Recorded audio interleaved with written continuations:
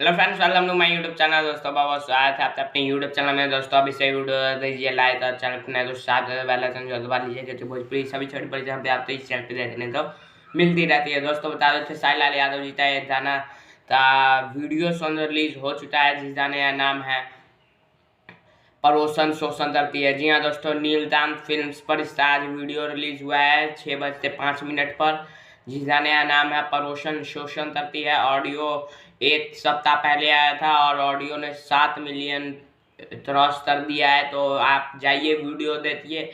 और दोस्तों आजकल खेसारी लाल यादव जी के गाने पर 2-3 गाने जो आ रहे हैं, चैता गाना आया था, फिर एक जननायक फिल्म्स पर आया था, ऐसे ही कुछ।